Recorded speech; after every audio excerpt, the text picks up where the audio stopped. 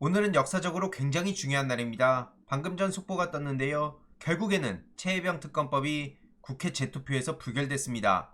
혹시나 했는데 역시나가 된 상황인데요. 결국 민심을 저버린 여당이라는 비판이 속보로 나오고 있는데 정말 기가 막힌 건 찬성이 179표에 불과했다는 겁니다. 반대 111표라고 하는데 이로써 최혜병 특검법이 자동 폐기된 거고요. 무효 내표는 도대체 또 뭡니까? 이러니 실시간으로 투표 결과를 기다리던 해병대 예비역분들은 허탈함을 감출 수가 없었고요. 끝나고 나서 이런 샤우팅이 가장 와닿았습니다. 니네가 보수냐? 어디 그따위 짓을 하고도 보수의 가치를 운운할 수 있냐? 이런 식의 비판이 아마 저뿐만 아니라 정말 많은 시민들한테도 와닿을 겁니다. 국힘 내에서는 여권의 이탈표를 막기 위해서 아주 전전긍긍한다는 얘기가 나왔었고요. 국힘 내부에서 이런 말이 나왔다는 거 아닙니까? 또 끌려다닐 거냐? 이런 내부 비판이 나오면서 어떻게든 이탈을 막아야 된다. 그래서 이탈표가 4표다, 5표다, 나중엔 9표다, 10표다. 별별 얘기들이 다 나왔었는데 아무튼 끝까지 국힘 내에서는 보수의 가치를 버리고 그저 윤석열 대통령 편에 서겠다. 이걸 보여준 셈이고요. 특검만으로도 윤석열 정부의 레임독을 앞당길 수 있다. 이런 얘기가 나오니까 국힘은 정신 차려야 된다. 지금 민주당에 끌려다녀서는 안 된다. 이 특검은 악법이다. 이따위 얘기를 하고 다니는 거나 마찬가지란 겁니다. 그래놓고는 도대체 본인들이 무슨 염치로 보수의 가치를 얘기하는지 정말 흑역사 중에 흑역사가 될 거라고 보고요. 특검에서 윤석열의 개입 여부가 사실로 드러나면 파장은 걷잡을 수 없이 커져가니까 이걸 그냥 덮어주고 맞겠다는 거 아닙니까? 국힘 내에서 공개 찬성표가 5명이 나왔고 여기에 플러스 알파란 얘기가 나왔었는데요. 이러니 이탈표가 10표 정도나 나오면 심리적 저지선이 붕괴되는 거다. 그리고 22대 국회에선 8석이 무너지면 거부권 무용론이 나올 수 있다. 이런 식으로 잔뜩 위기의식을 불어넣은 바 있습니다. 국힘 내에서도 이런 얘기가 나오면서 단일 대우를 요구한 건데요. 그동안 민주당 이재명 대표를 비난할 때는 방탄이네, 성역화네, 팬덤 정치네 난리를 치던 인간들이 왜요? 윤석열 앞에 가면 그런 말이 안 나옵니까? 윤석열을 위하는 게 국가를 위한 거고 보수를 위한 겁니까? 이러니 딜레마에 빠진 여당이란 기사까지 나왔던 건데요. 추경호 원내대표도 끝까지 내부 단속을 한다면서 계속 겁을 줬었습니다. 그러면서 대놓고 자신감까지 보였는데 아주 기분들 좋으시겠습니다. 아휴, 이게 제가 단순히 보수 정치인이라고 욕하는 겁니까? 계속 말씀드리지만 보수 정치인, 진보 정치인 나쁘고 좋고의 문제가 아닙니다. 제대로 된 보수, 제대로 된 진보 뭐가 문제입니까? 생각이 다른 건 당연한 거죠. 근데 그 다름 속에서 중요한 문제에 대해서는 뜻을 함께 하고 이게 가장 중요한 경쟁이자 협력 아니냐고요. 근데 지금 저들은 그냥 군대에 가서 허무하게 목숨을 잃었는데 이걸 특검에서 진상규명하자는 걸 막는다는 겁니까? 그래놓고 막는 각이 보이니까 자신감 넘치는 모습을 보이고 저런 것들이 어떻게 보수의 가치를 운운하냐 이 말입니다. 이번 사건을 계기로 저들은 보수가 아니라는 걸 제대로 알려야 됩니다. 오죽하면 김웅 의원이 예전에 이렇게 비판하지 않았겠습니까? 당이 부끄럽다는 얘기고요. 윤석열의 내시 집단이라는 얘기가 괜히 나온 게 아닌 거죠. 이게 무슨 국민의힘이냐 이 말입니다. 국민의 편을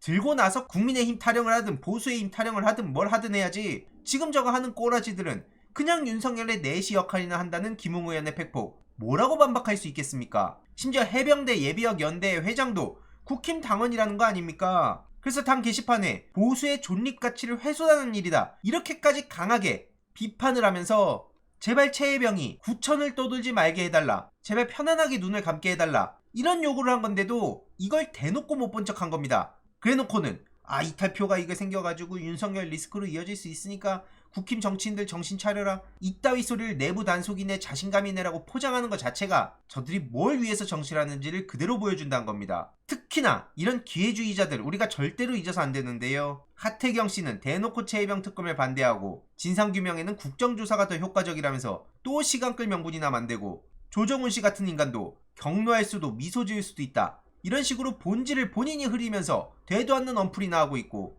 계속 말씀드리지만 경로한 것 그 자체가 문제가 아니라 경로를 해서 압박을 왜 했냐 왜 수사를 막은 거냐 이런 의혹이 지금 대놓고 드러난 거 아니냐 이게 문제의 본질입니다. 조정훈씨 가짜는 말장난하면서 자꾸 여기저기 기회만 보고 다니는 인간이 뭐 보수의 가치요? 시대전환이요? 제발 진짜 23대 국회에서는 저런 인간 좀 안 보였으면 좋겠습니다. 보수냐 진보냐를 떠나서 계속 말씀드리지만 저는 저런 인간들이 정치의 모든 걸 망가뜨린다 생각하고요. 가장 최악이라고 생각합니다. 정치의 불신이 왜 생기는 거겠습니까? 여기 붙었다가 저기 붙었다가 필요할 때 자기 태세를 계속 바꾸는 인간들이 계속해서 늘어나면 계속해서 성공한다는 사례를 만들어가면 정치 시스템 자체가 무너지는 겁니다. 그래서 간혹 가다가 민주진영이랑 결이 맞는 얘기를 한다 하더라도 저런 인간은 도저히 받아서는 안 된다는 얘기라는 거고요. 임성근 사단장 같은 인간들이 왜 저렇게 뻔뻔한 모습을 보이는 거겠습니까? 자기가 어떻게 될 일이 없다, 그냥 언론에만 새나가지 않게 막고, 혹은 언론에 새나간다 하더라도 그냥 이걸 진영 논리로 만들어버리고, 지금 국힘처럼 저렇게 대놓고 반대를 해주면 자기는 쏙 빠져나간다 생각을 하니까 트라우마는 둘째 문제고, 애들 관리를 해야 된다, 언론 접촉 못하게 해야 된다, 이따위 얘기를 한 거 아닙니까? 저기에 도대체 군인들의 생명과 안전과 보호와 이런 상급자들의 모습, 책임은 어디 간 거죠? 그래놓고 내가 사단장이다, 어디 가서 거들먹거리면 아주 살만 납니까? 아무튼 이재명 대표의 지적처럼 범인임을 자백했으니 이제는 그 책임을 물어야 될 때가 온 거고요. 민주당에서는 진작부터 예고했습니다. 이 법안이 폐기될 시엔 22대 국회에서 1호 법안으로 재추진하겠다고요. 여당이 108석, 범야권 192석으로 여당에서 8명만 이탈해도 대통령의 거부권을 무력화할 수 있다는 거고요. 최혜병 특검뿐만 아니라 지금 잠적 153일 만에 등장한 김건희 씨에 대해서도 우리가 계속해서 언급을 해야 된다 봅니다. 최혜병 특검, 김건희 특검, 고스란히 국민의힘 리스크로 가는 거고요. 지금 전세사기 특별법에 대해서도 이거는 국민들의 부담을 전가하는 거다, 그래서 거부권이 불가피하다, 이게 대통령실 입장입니다. 한마디로 아무것도 안 하겠다는 거 아닙니까? 아무것도 하지 않으면 아무 일도 일어나지 않는다, 뭐 이런 겁니까? 그럴 거면 집권을 왜 했고 대통령실은 왜 들어갔냐니까요? 도대체 지금 윤석열 대통령과 대통령실이 보여주는 모습이 뭐가 있습니까? 지난 2년 동안 해외에 전용기 타고 어디 순방 다닌답시고 사고나 치고 다니고, 국내 문제는 내팽개치고, 가끔 가다 등장해가지고 불필요한 데는 개입해놓고 이상한 소리나 하고 있고, 도대체 이 꼬락서니를 언제까지 봐야 되냐 이 말입니다. 선구제 후회수, 이것도 민주당 이재명 대표가 강하게 주장하니까 일단 이건 안 돼, 이런 식으로 그냥 반대를 위한 반대를 하는 게 지금 국힘과 대통령실, 윤석열 정부의 현실이고요. 연금개혁마저도 지금 뒷전으로 밀어두고 있죠. 결국에는 거부권이 누적되면 누적될수록 윤석열의 부담, 국민의힘의 부담 계속해서 커져가는 겁니다. 국힘에서는 지금 모든 걸 22대 국회로 그냥 미루려고 하는데, 22대 국회가 시작되면 본격적으로 논의를 하겠습니까? 저들은 또 이런 핑계 저런 핑계 대면서 또 23대, 24대, 25대 계속 미루자고 할 겁니다. 결국에는 정치 혐오, 정치 불신만 더 커지면 자기들이 좋으니까 그런 거 아니겠습니까? 그냥 시간만 질질 끌다가 여론이 잠잠해지길 기다리는 거, 어떻게 이걸 가만히 냅두겠습니까? 그래서 22대 국회에서 민주당이 속전속결로 처리하겠다, 계속해서 압박하겠다, 압박 수위를 더 높이겠다, 이런 얘기는 당연히 필요하다고 보는 거고요. 지금 당장은 마치 스타크래프트로 치면 스팀팩을 빨고 있는 건데, 그런 각성 효과가 언제까지 지속되겠습니까? 메딕 없이 스팀팩 빠는 모습이라고 보고요.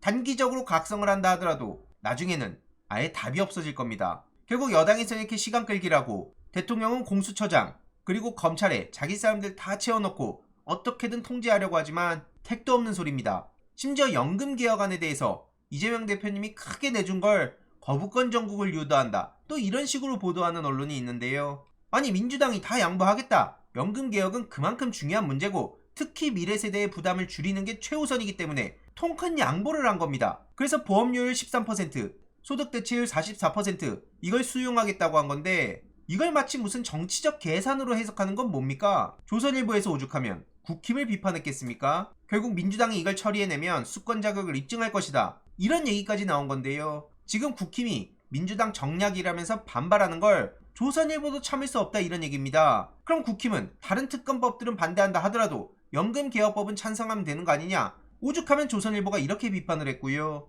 결국 이걸 거부하는 것도 윤석열 때문인 것 같다, 이러니까 김웅 의원의 지적처럼 윤석열의 내시 집단이랑 뭐가 다르냐, 이런 얘기가 이어지는 거죠. 동아일보에서도 국민의힘이 연금개혁을 미룰 이유가 없다, 이렇게 비판을 했고요. 한마디로 말도 안 되는 소리 좀 그만해라, 지금 민주당의 주도권과 성과를 뺏길까봐 그러는 거 아니냐, 누가 봐도 그런 모양새다, 이런 비판까지 동아일보에서 나온 겁니다. 그러니까 이제 국힘 내에서도 연금개혁은 이 정도라도 해야 된다, 이런 목소리가 나오기 시작한 거고요. 나경원은 모수개혁이라도 진행하는 게 맞다, 윤상현은 이거라도 하는 게 낫지 않겠냐, 그리고 윤희숙은 기회가 왔을 때 처리하는 게 맞다, 그게 미래세대의 부담을 조금이라도 줄이는 거다, 이렇게 언급한 겁니다. 그러든 말든 한동훈 씨는 연금개혁, 특검 이런 거엔 침묵하고 있는데요. 온갖 쇼는 다 하더니 지금 뭐 하는 겁니까 저건?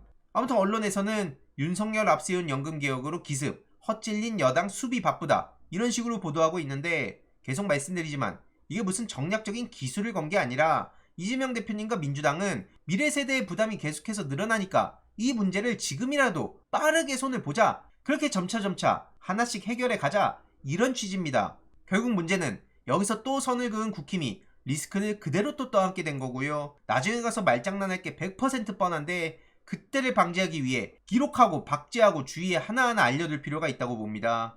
아무쪼록 21대 국회에선 결국 연금개혁 처리도 무산될 거란 얘기가 나오고 있고요. 이번 내용도 요약해보자면 윤석열의 내시 집단이라 불리는 국힘, 이거 제가 한 말이 아니라 본인들 당에 있는 국힘 김웅 의원이 한 겁니다.